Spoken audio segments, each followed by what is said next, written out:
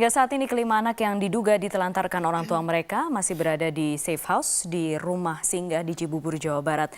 Masih belum diketahui siapa yang akan merawat kelima anak ini nantinya. Bagaimana negara mengambil peran dalam kasus ini? Kami membahasnya malam ini sudah 3 narasumber bersama kami di studio. Sebelah kiri saya ada Menteri Sosial Ibu Khofifah Indar Parawansa. Terima kasih Bu Khofifah sudah hadir. Dan di sebelah kanan saya ada Bang Aris Merdeka Sirait dari Komnas Perlindungan Anak. Bang Aris, terima kasih. Dan juga ada Pak Ashar Suryobroto, Sekjen Granat. Terima kasih. Saya ke Bu Khofifah dulu. Bu Khofifah, kemarin datang ke sana, Ibu yang dilihat seperti apa kondisi 5 anak ini? Saya ketemu mereka, kebetulan memang saya bawa boneka, saya bawa coklat, jadi saya bersapa. Saya melihat suasananya cukup bagus karena ada Prof. Sarlito yang memang dari siang udah di sana. Memang awal itu mereka yang kakak pertama itu kan kembar itu yang cenderung menghindar. Tapi ketika kemudian mau coklat enggak, mau mainan enggak, akhirnya kemudian saya rangkul, dia juga hangat gitu. Bahkan dia sampai bilang, Ibu pakai parfum ya, kamu suka ya? Saya bilang, artinya ada sapaan yang interaksi, ada interaksi. Sampai kemudian saya mengantar ke RSCM karena mereka harus di visum medik dan visum psikiatri.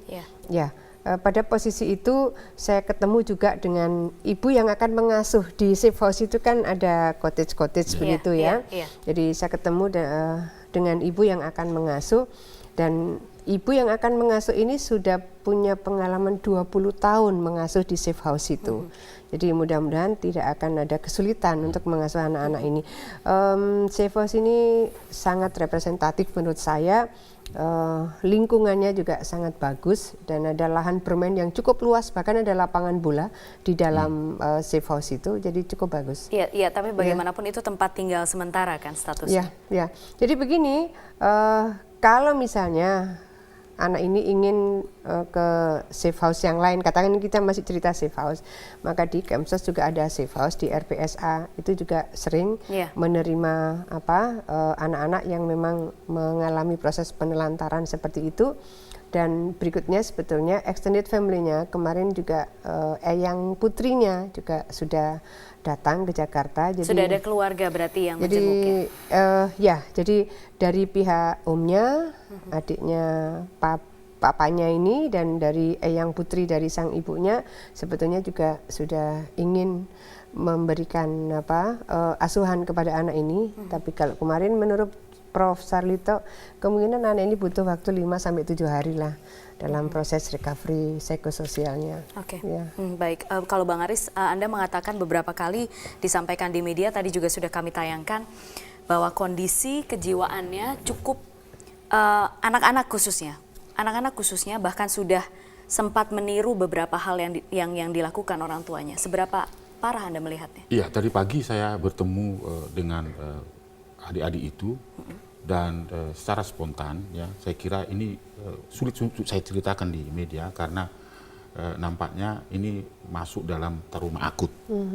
Karena apa? Sudah termasuk kategori akut. Tapi tadi katanya sudah bisa berinteraksi. Iya, itu artinya prosesnya. Jadi artinya bahwa ketika dia mengalami penelantaran itu, dia mengalami akumulasi terhadap gangguan psikologi, akibatnya dia akut gitu. Nah, tadi saya tanya bahwa dia seringkali bercerita apa yang dia lihat dan apa yang dia rasakan.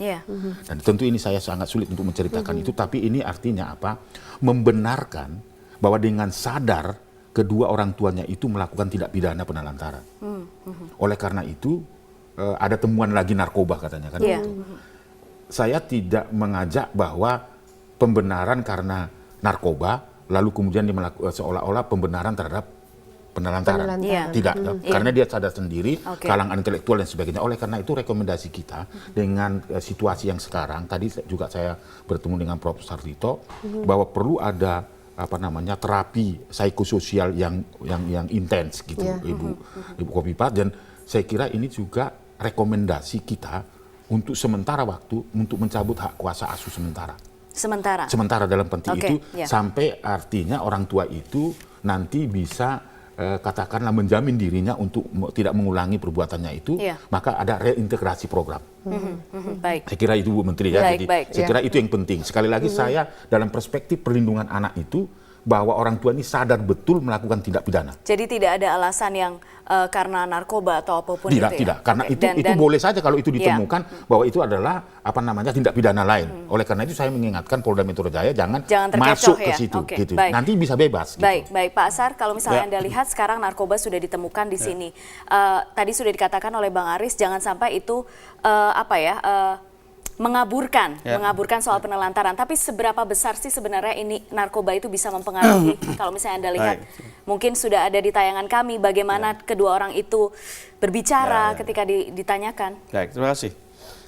Saya kira tidak salah ya kalau sekarang pemerintah ya menyatakan bahwa ini kita dalam keadaan darurat narkoba. Ya, jangan melihat kuantitas, ya mungkin hanya ditemukan sedikit, tapi sudah merasuk ini. Orang yang katakanlah dia intelektual, intelektual. Faktanya ditemukan narkoba. Ya. Mau dia schizofrenia atau segala macam, tapi digunakan juga narkoba dalam hal ini. Apakah ini untuk sebagai pemicu atau stimulan atau katakan sebagai meningkatkan agresivitas penyiksaan anak. Dan ini berbahayanya ya. Saya katakan sekali lagi bahwa gerakan kami ini tidak hanya melihat pada segi kuantitas, tapi ini sudah masuk ke sendi-sendi kehidupan berbangsa dan negara. Tapi sudahkah pernah Granat menemui kasus seperti ini juga? Ya, saya kira sudah banyak hal seperti ini. Ya. Ada juga seorang dosen di Makassar, ini saya kira sudah masuk ke bidang-bidang yang sebetulnya kita tidak duga. Dan ini ada contoh, orang tua, ini kan sebetulnya panutan buat anak-anak. Bagaimana anak ini sudah jadi, traumanya sudah mendalam, kalau mengetahui bapaknya juga menggunakan narkoba. Jadi sangat panjang, Pak. Oke. Ya, jadi, kalaupun, ini saya kaitkan juga kepada pihak-pihak mengatakan bahwa kejahatan narkoba biasa-biasa dan hukuman. Ini sekali lagi kesempatan saya untuk mengangkat bahwa kita masih memerlukan hukuman mati untuk hal seperti ini. Ya. Karena akibatnya ini kan anak-anak kita. Kita selamatkan anak-anak kita. Baik, bagaimana negara persisnya, konkretnya apa mengambil peran dalam kasus ini pemirsa? Tetap bersama kami di Prime Time News.